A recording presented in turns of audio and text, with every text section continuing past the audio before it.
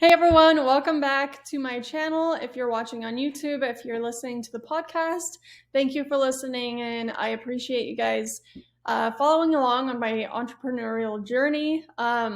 Today we're going to talk about prospecting in commercial real estate, but I say my entrepreneurial journey because not only am I in commercial real estate, but I also own a coffee business. So eventually I'll be covering topics on owning business or just business in general topics because it's something that I'm very passionate about and love to share information on. But today it just crossed my mind, and something I wanted to share is my insights and experience and goals going forward with my prospecting plan. Now, with prospecting in commercial real estate in general, whether you're an agent or an investor, there are multiple ways to do prospecting. So today we're going to cover the one that's the most uncomfortable one, which is cold calling. So cold calling is calling property owners by extracting their public debt or public information online. There's various sources where you can do this, and then you call the property owners. It's called a cold call because this person's never heard from you. They don't know who you are, and it's a complete cold call. There's other ways of calling. There's like warm leads where maybe they've heard from you before, you're just following up, or a hot lead where they've shown some interest and you're calling them. So a cold call is like starting from scratch. This person's not expecting a call from you, and therefore it can be very overwhelming and uncomfortable.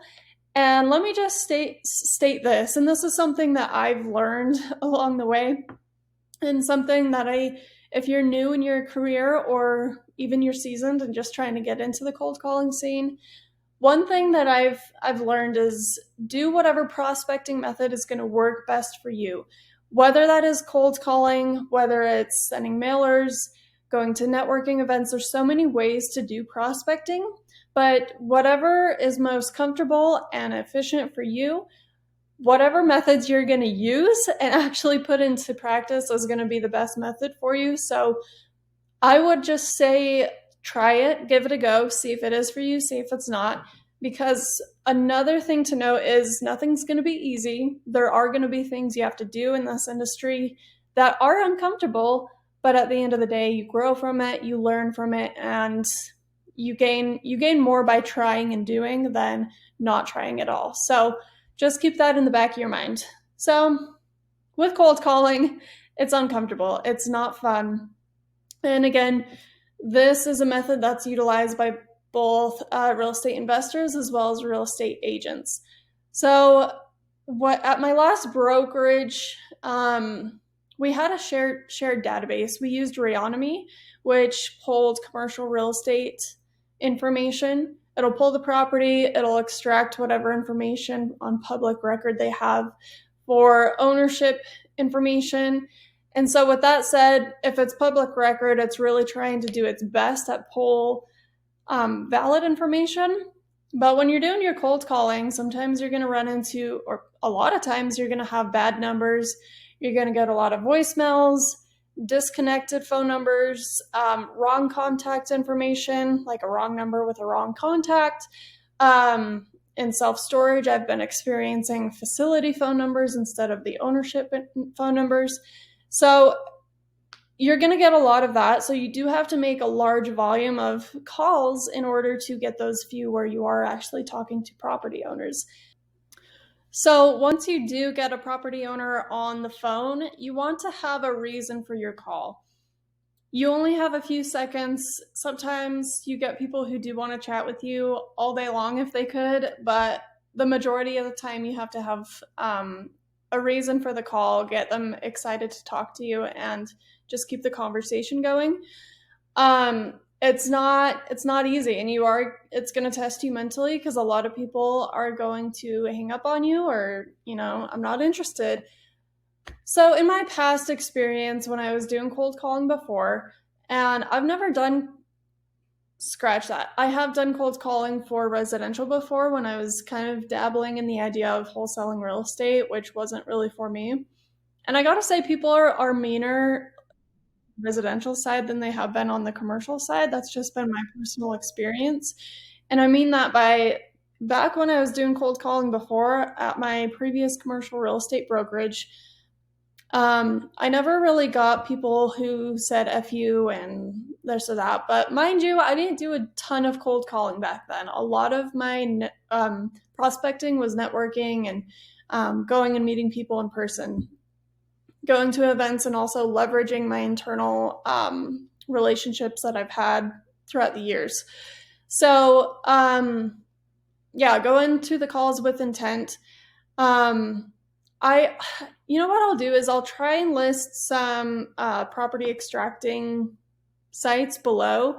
If you're an agent, see what kind of softwares or systems your brokerage utilizes. Sometimes, like at my last brokerage, we had one, and my new brokerage has their own system now. So I use that as an agent. But if you are a real estate investor, oftentimes you're going to have to find or pay for your own system. There's a couple that I used when I was interested in getting into kind of the investor side of things. So I'll list those down below.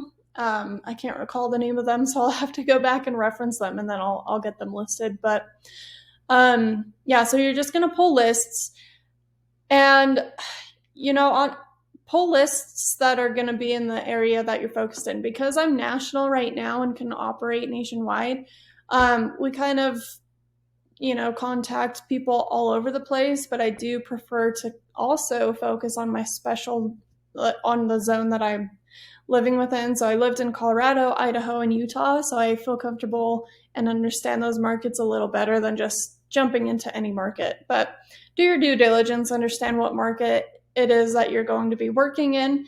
If you're an agent, it's likely going to be your specific area that you're living in right now, so that's easy enough. But if you're working for a brokerage that operates nationwide, such as myself, and work remotely, then that'll differ a little bit. Anyways, so with cold calling, you're going to make a lot of calls. Set yourself some limits, or not limits, but some goals. How many calls you want to make in a week? How many calls you want to make per day and monthly? And so as you start to get a feel for, the process, if you're able to, record your calls, listen to them, understand what you're doing well, what you're not doing well, and as you start to get conversations with people, try and understand what's working, what's not working, so you can revise your plan going forward. And, again, try and have a purpose to your phone calls. At the end of the day, you're trying to build a relationship with this person. You're going to have your different tactics and techniques and scripts and things you want to say that feel comfortable to you. There's lots of scripts online. I don't have my own personal scripts to give you, but there's plenty of them online if you do a quick search. Test different ones, test different ways of starting the conversation, ending the conversation. Just keep testing. It's uncomfortable, but trial and error. That's how you learn. That's how you practice. And the more you do it, it becomes like riding a bike. It's uncomfortable at first. Once you know how to do it and you get those wheels rolling, you're good to go. So just keep putting your practice in. It just takes that one phone call and that one deal and that one yes to really make a difference. And so I just started, this is my first full week with my brokerage doing it. So we haven't hit that yet. I've had great conversations this week. And so every time I have a conversation with an investor, I learn from it, and then I can implement that and push that forward into my next conversation. So keep going, keep learning, keep growing. I'll put some tools and resources that I have down below. If you have some that I miss or some tips and tricks that have worked for you, please feel free to put those in the comments as well so we can all learn and help each other. It's uncomfortable. Maybe it's natural for you. Most cases it's not. So just keep giving it a go. Again, if you haven't tried it and you're scared to, least you could do is try it, say it's not for you, and then try something else. So that's my little spiel on cold calling. I'll keep you guys posted on my experience as I keep pushing forward, because I will be utilizing this method a lot, and I'm going to combine it with networking events, leveraging my internal relationship group, all of the above. So I'm out there to get my name out there. So sometimes it just takes putting in a lot of effort. And again, it just takes one yes, because in real estate, you do one deal and it can change your projection or your trajectory going forward. So keep pushing. I believe in you. And thank you so much for joining my journey. Leave your comments down below. Excited to hear about your journey as well. Thank you so much for watching. Bye.